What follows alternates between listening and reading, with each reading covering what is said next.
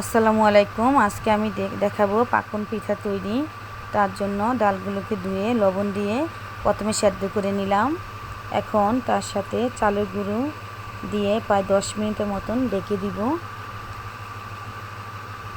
আমি চালের গুঁড়ো দিয়ে নিলাম। আমি প্রায় 4 বাটি চালের গুঁড়ো দিয়েছিলাম। এখন আরও 1 বাটি চালের গুঁড়ো দিয়ে দিয়েছি।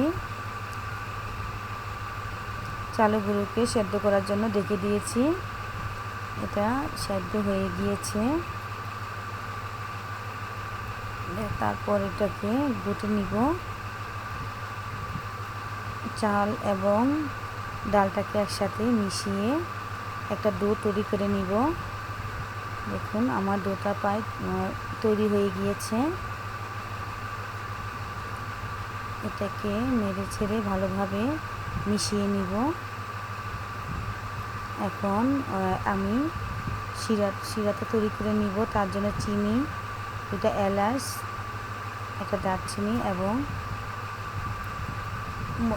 মশলা দিয়ে এখন এটাকে পানি দিয়ে নেড়ে ছেড়ে নিচ্ছি। এখন এটাকে বসিয়ে রাখবো। আর ওদিক দিয়ে আমার ডোটা মেখে তৈরি করে নিব। অনেক ভালোভাবে এটাকে মিশিয়ে নিব।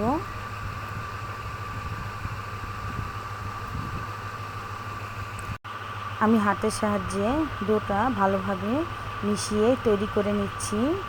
দেখুন আমার ডো তৈরি করা হয়ে যাচ্ছে।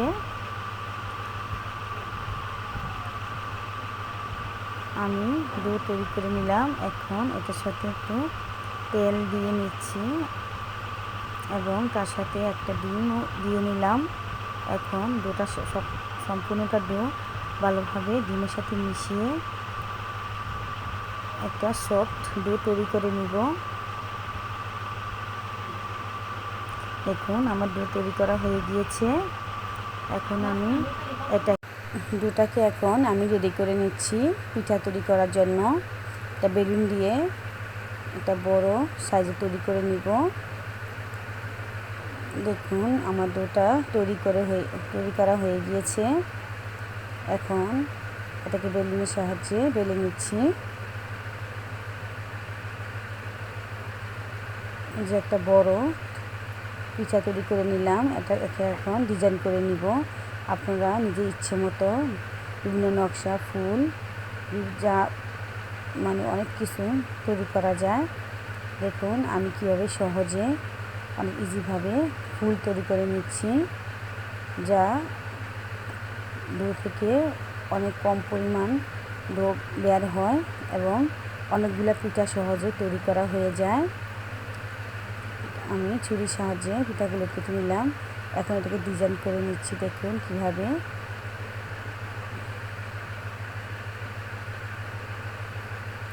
আমরা এভাবে এটাকে ডিজাইন করে নিব এবং ডিজাইন করে এটাকে আবার বিভিন্ন সাইড থেকে নকশা করে নিব।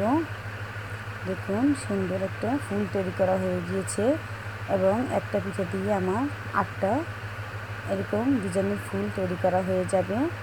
এখন এটার ভিতর চিনি শিরা এবং তেল দিয়ে ভাজার সময় যাতে সহজে ভাজা হয় এবং শিরা সহজে ঢুকে, তার জন্য এটাকে আমি এরকমভাবে কেটে নিচ্ছি।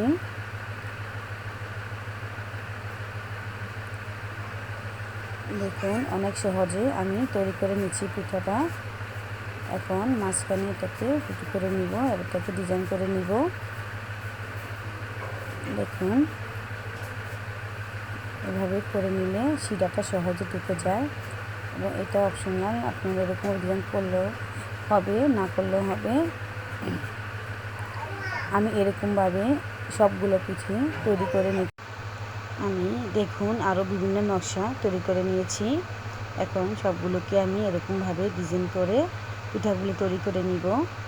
দেখুন এই পিঠাটা তৈরি করার ক্ষেত্রে সহজে রুটি থেকে কেটে অনেকগুলো পিঠা একসাথে তৈরি করা হয়ে যায়। আমি এরকমভাবে নকশা করে প্রত্যেকটা পিঠা তৈরি করে নিয়েছি। আপনারা আপনার নিজের পছন্দ অনুসারে নকশা তৈরি করে নিতে পারেন। দেখুন আমার সবগুলা পিঠা তৈরি করা হয়ে যাচ্ছে।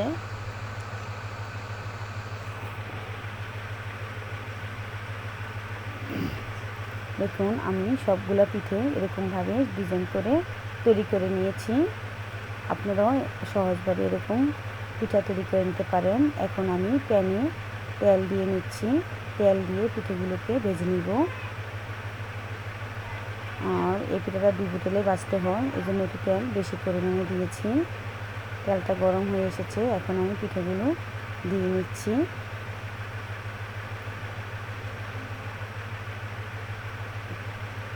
এরকম তেলে পিঠেগুলো আমি ভেজে নিব লাল করে। ওদিক দিয়ে দেখুন আমার চিনির শিরাটা দেখুন চিনিটা গলে এরকমভাবে তৈরি হয়ে গিয়েছে। পিঠেগুলো আমি ভেজে নিচ্ছি উল্টিয়ে। এক পিঠ ভাজার পর আরেক পিঠ আবার একদম কড়া করে ভেজে নিয়ে দেখুন কীরকম ভাজা হয়েছে। এখন এটা আমি শিরাতে দিয়ে নিচ্ছি। সবগুলো পিঠে এখন ভাজা তেল থেকে তুলে আমি সাথে সাথে শিরাতে দিয়ে দেবো পিঠাটা। দেখুন আমার শিরা দেওয়া পিঠাটা কেমন দেখাচ্ছে, অনেক ডিলিশিয়াস লাগছে এবং আমার পিঠাগুলো অনেক সুন্দরভাবে তৈরি হয়েছে। দেখুন সবগুলো পিঠা আমি এরকম বানিয়ে নিলাম অনেক সহজে। আপনারাও বানিয়ে অবশ্যই কমেন্টে জানাবেন কেমন হয়েছে এই পিঠাটা খেতে অনেক সুস্বাদু।